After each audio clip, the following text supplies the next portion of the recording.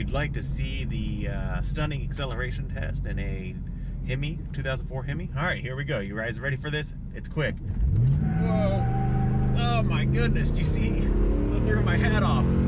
All right, 50, legal speed limit. Hey, Eric, welcome back to the Benny and Johnny show.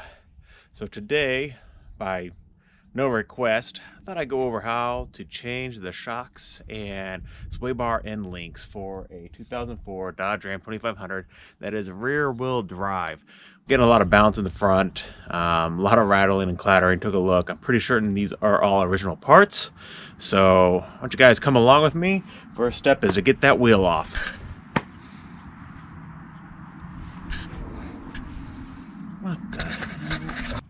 Well, it turns out putting your hand over the camera doesn't like magically take the wheel off. I mean, I thought I knew that, but sometimes you hope for the best. So anyways, have it off now.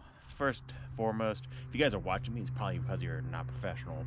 So make sure that you're using jack stands. I did not use jack stands as a teenager until old Mr. Kennedy jumped my butt.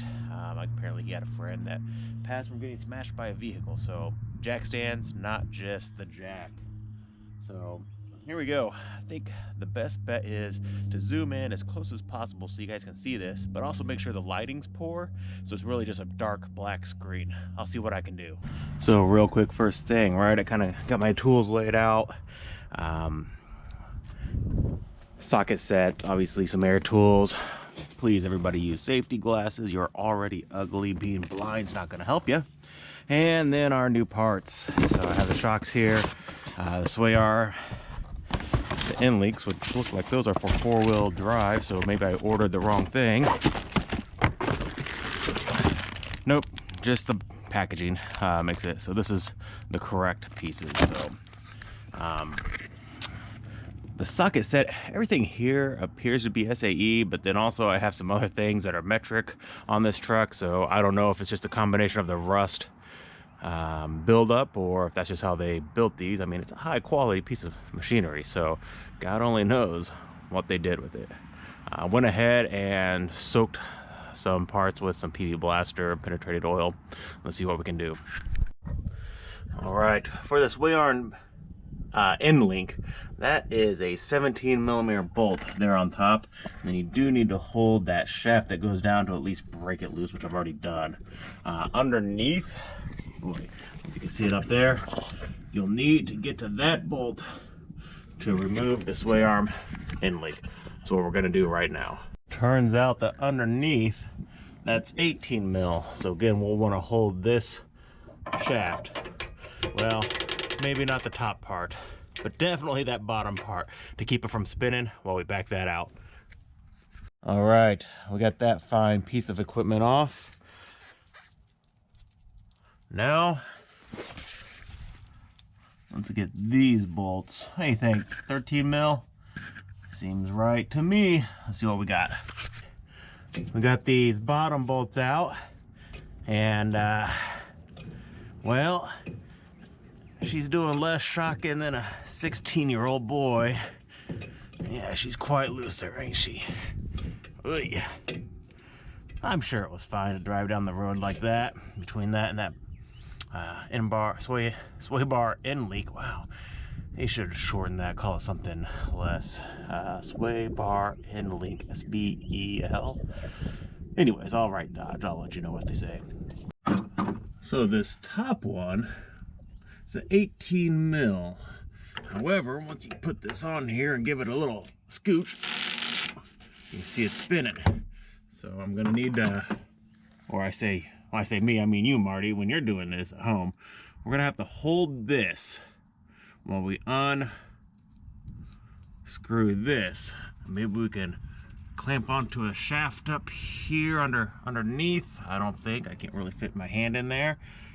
Looks like that has maybe a 3/8 or something like that. I doubt it's 3/8, right? If this is 18mm, I doubt that's 3/8, but we'll see what we can do to hold that together while we give it the old wrench on. So bear with me while I figure this one out. Okay, so what I'm thinking is, obviously, since I've already stripped that top piece, if I use the old vice grip, really clamp it on up here, I found a box wrench, 18 mil, go down here. So I'm figuring if I clamp this on real tight and start to torque it on here, with a little luck, I just might be able to bust my knuckle right into something. We'll find out. I got tired of waiting just as much as the rest of you. I just decided to zip it on out. Probably a good idea to check and make sure that you have replacement hardware prior to doing so, but I think this did come with it. All right, now it's time for reassembly. It just goes back in the way it came out.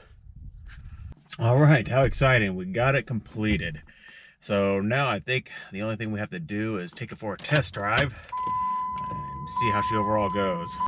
Let's see what she sounds like. Let's look for some rattles and creaks and whatnot. Let's hit the road. Alrighty, it feels better. Normally you cut the wheel, you start hearing some popping. There's some railroad tracks on the way there. We'll go over those. Have a good idea of what it's like. See if it's unsettled, bounces around.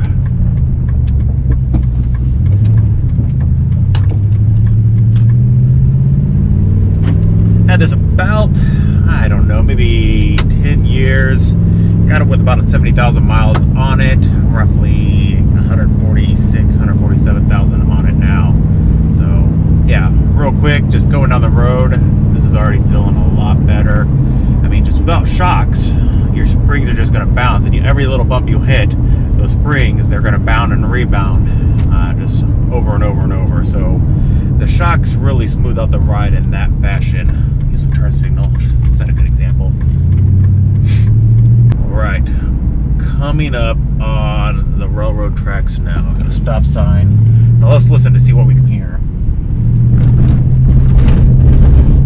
Not bad, right? So I mean, obviously I have junk in here, car seats and whatnot, moving around, but there's no front end rattle, and the steering wheel wasn't jerking out of my hand. So overall, I'd say this was a success, and quite happy with the KYB, KBY, whatever the shocks are.